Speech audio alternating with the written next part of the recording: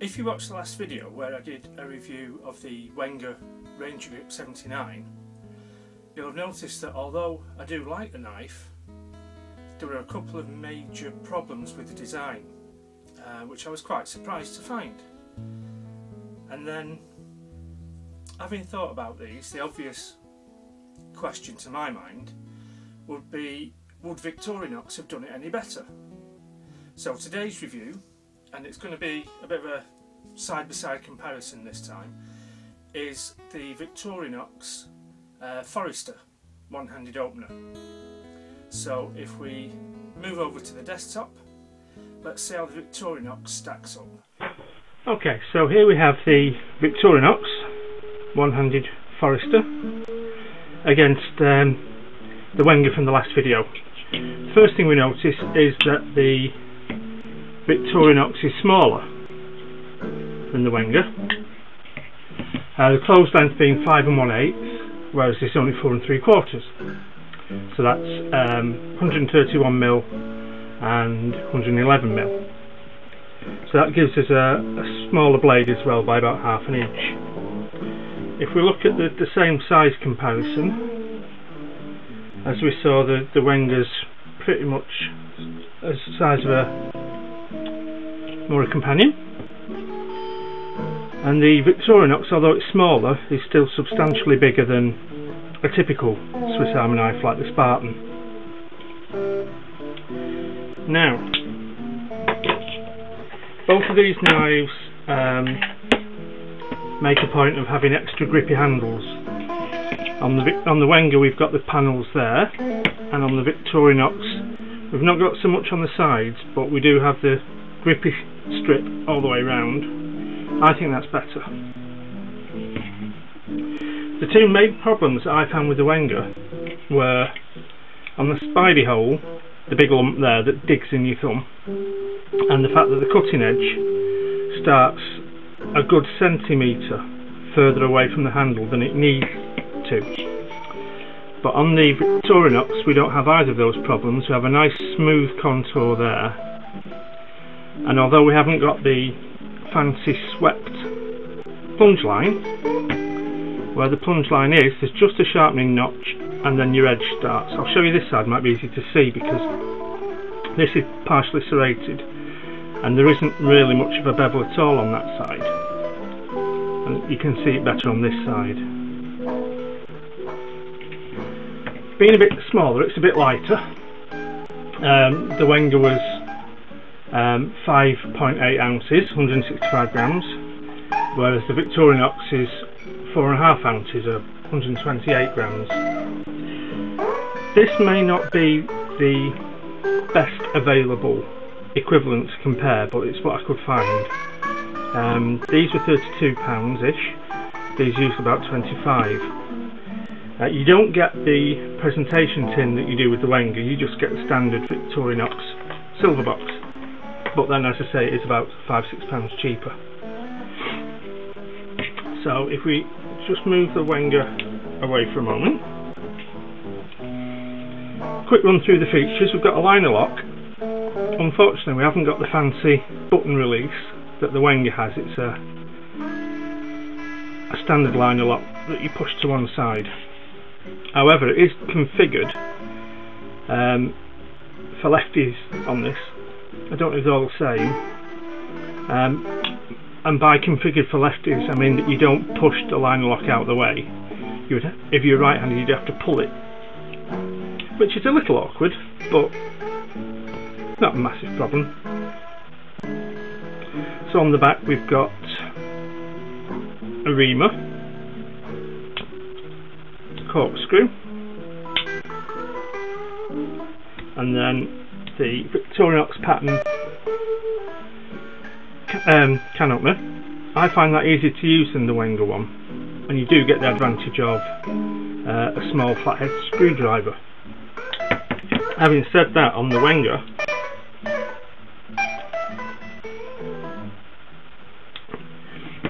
although I find this pattern of can opener where you're bringing the cut towards you more difficult to use, because of that bevel and that edge, you've got a very pointy point and that's going to be an extremely good little tool for digging out splinters and such. And then we've also got the bottle opener, wire bender, large flathead screwdriver. Now, I've forgotten this for a minute. The screwdriver on the Victorinox is also a liner lock, and we just push that to one side there, and it has a 90-degree detent, which the Wenger doesn't have either. It's quite a good idea, because if you think about it, that's quite a big screwdriver, and if you are trying to shift a big screw with this, you don't want it buckling and trapping on your fingers. So that's nice, that's a definite plus point. I think the grippy treatment is better on the Victorinox. These panels are perfectly good and they're very effective, but I like the way it goes around the edges. I think that makes it feel nice in the hand. Neither of them are quick to open. You're not going to be flipping them out as you would your favourite Spyderco, but the holes are effective. Now, as I say, this one has a partially serrated blade. I don't know if fully plain ones are available. I would assume they are. And I know a lot of people don't like serrated blades. And they say on a utility knife it makes it harder to use. And I'm not sure I agree with that at all. We'll just look at the sharpness. So, doing a draw cut through all the serrations, you can hear it rattling as the teeth go through. And what I would suggest is that if that offends your sensibilities, then just pick any one of the serrations and just do a push cut. This is a very sharp knife. Not particularly pointy, and if you want a pointy stabber, then you'd probably be picking something other than a Swiss Army knife anyway. The important question then is, which would I recommend? Which would I prefer? I would like to recommend the Wenger, because I think if you, in any sort of situation where you need to depend on your Swiss Army knife, the extra ½ inch of blade and the extra ½ inch of saw, and I've just thought, I've not shown you the saws, on those two particular tools, that extra ½ inch is going to make a difference. And also, the saw on the Wenger is slightly more robust. Same thickness stock, but they've used a wider strip. So I would like to recommend that, but because of the problems with the big lump on the Spidey hole, it's going to make it difficult to use for anything heavy duty, and the fact that the blade is blunt for the first centimetre, I can't. I also think that this Victorinox feels more convincing. It feels better made. This does seem a bit plasticky. So, my conclusion is, whilst this is a very good knife for the money, I can't get past the fundamental design flaws. The Victorinox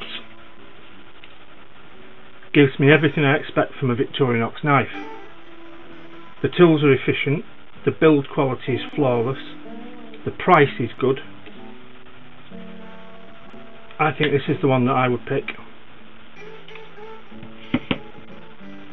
Be interested to know what you think. So, £25, bit smaller, bit lighter, far better design, and I feel much better build quality. It has a reassuring quality that the Wenger doesn't. So, I'll do a few stills so you can see details close up, and thanks for watching. We'll see you next time.